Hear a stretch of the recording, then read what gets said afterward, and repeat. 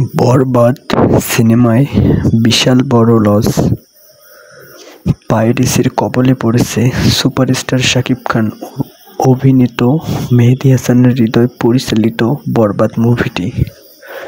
এই মুভিটি পাইরেসির কবলে পড়েছে, সেজন্য মুভিটি বিশাল অঙ্কে অনেকগুলো টাকা লস খেয়ে যাচ্ছেন।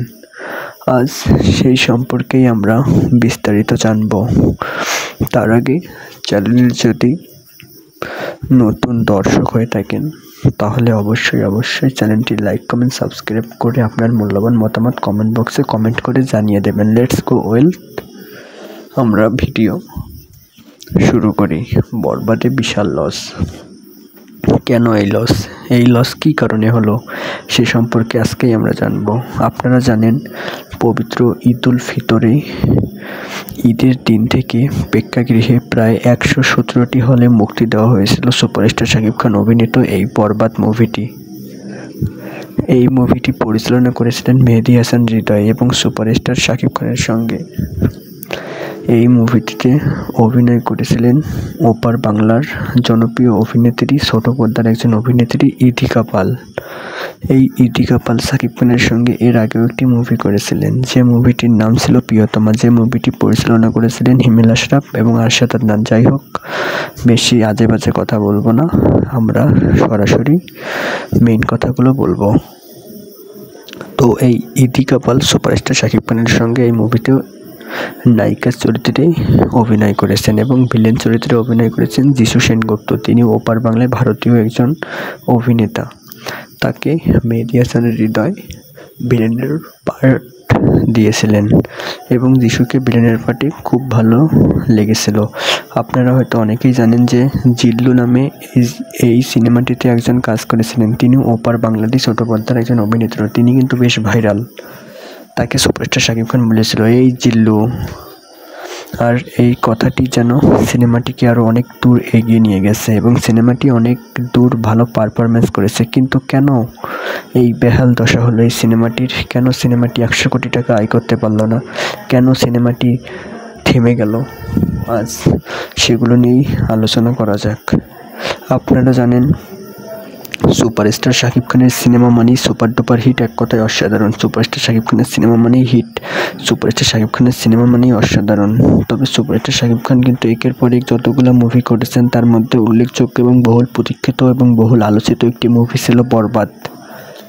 এই মুভিটি তৈরি করতে প্রায় 4 থেকে 5 মাসের মতো সময় লেগেছে এবং এই মুভিটি কিন্তু বেশ দর্শক জনপ্রিয়তা পেয়ে গিয়েছিল। মুভিটি বাংলাদেশের প্রেক্ষাগৃহে এতগুলো হলে চলার পরও মুভিটি কিন্তু থাইল্যান্ডে, ইতালিতে, দক্ষিণ কোরিয়ায়, কাতারে, এইরকম অনেক দেশে, অনেক কান্ট্রিতে মুভিটি রিলিজ দেওয়া হয়েছে। বেশ সেখানে অনেক ভালোভাবে সাড়া ফেলছে বলে জানিয়েছেন সিনেমাটির পরিচালক মেহেদী হাসান হৃদয়। তবে এই সিনেমাটি কিছু ভণ্ড ইউটিউবার এবং কিছু সাংবাদিকদের কারণে সিনেমাটি পাইরেসি হয়ে গেছে। আর ঠিক এই কারণেই সিনেমাটির এই বেহাল দশা হয়েছে। কেননা একটা সিনেমা যখন মানুষ হলে গিয়ে টাকা দিয়ে সিনেমাটি দেখে, কিন্তু সেই সিনেমাটা যখন পাইরেসি হয়ে যায় তখন কিন্তু মানুষ আর টাকা দিয়ে সিনেমা হলে সিনেমাটি দেখতে যাবে না। তখন মানুষ বলবে যে আমি তো বাসায় ফোনেই আমার স্মার্টফোনের মাধ্যমে সিনেমাটি দেখতে পাচ্ছি, তাহলে আমি কী জন্য হলে গিয়ে সিনেমা দেখব? আমি তো বাসায় দেখতে পারছি। আর এই পাইরেসি এত বড় একটি কাজ যা বাংলাদেশের প্রেক্ষাগৃহে আইনে একটি দণ্ডনীয় অপরাধ। তাই সুপারস্টার শাকিব খান তার ফেসবুক পোস্টের মাধ্যমে একটি পাইরেসি সম্পর্কে কথা বলেছিলেন। আপনারা হয়তো অনেকে দেখেছেন যে সুপারস্টার শাকিব খান বলেছিলেন যে পাইরেসিকে না বলুন, পাইরেসি একটি দেশের দণ্ডনীয় অপরাধ। তাই আপনারা পাইরেসিকে না বলুন, কেননা এই পাইরেসির কারণেই দেশের সিনেমা ইন্ডাস্ট্রি এবং ফিল্মগুলো ধ্বংস হয়ে যাচ্ছে। তাই আপনারা এই পাইরেসিকে না বলুন। সুপারস্টার শাকিব খান তার ফেসবুক পোস্টের মাধ্যমে তার ভেরিফাইড পেজে তিনি এই কথাগুলো লিখেছেন। তিনি আরও লিখেছেন যে এই বাংলাদেশের সিনেমা আপনার আমার সকলের। তাই আমরা এত কষ্ট করে সিনেমা বানাই, সেই সিনেমাগুলো যদি আপনারা পাইরেসি করেন তাহলে সিনেমা হলগুলো বন্ধ হয়ে যাবে, তাহলে সিনেমা মানুষ দেখবে না। তাই আপনারা অবশ্যই পাইরেসিকে না বলুন। এগুলো কথা সুপারস্টার শাকিব খান কিন্তু বলেছেন তার ফেসবুক পেজে। তবে মেহেদী হাসান হৃদয় খুব আশাবাদী ছিলেন এই বরবাদ মুভিটি নিয়ে। তিনি এই কারণে আশাবাদী ছিলেন যে এই বরবাদ মুভিটি 100 কোটিতে পৌঁছে যাবে, যা বাংলাদেশের ইতিহাসে সর্বোচ্চ মুভি হয়ে থাকবে। কিন্তু মেহেদী হাসান হৃদয়ের সেই স্বপ্নটা আর পূরণ হলো না এই পাইরেসির কবলে পড়ে মুভিটি।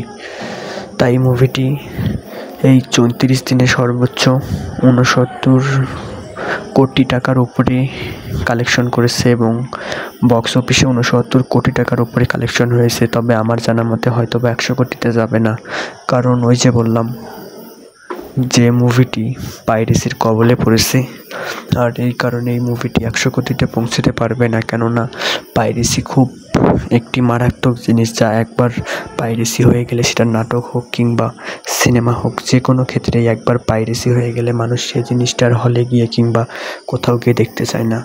মানুষ তখন সেটা তার নিজের স্মার্টফোনেই দেখতে পারে। সেজন্যই আমার জানা মতে 100 কোটিতে সিনেমাটি পৌঁছাবে না বলে আমার মনে হচ্ছে। তবে আপনাদের মূল্যবান মতামত কিন্তু কমেন্ট বক্সে কমেন্ট করে জানাতে ভুলবেন না। তো আজকের মতো ভিডিওটি এখানেই শেষ করছি। আপনার মূল্যবান মতামত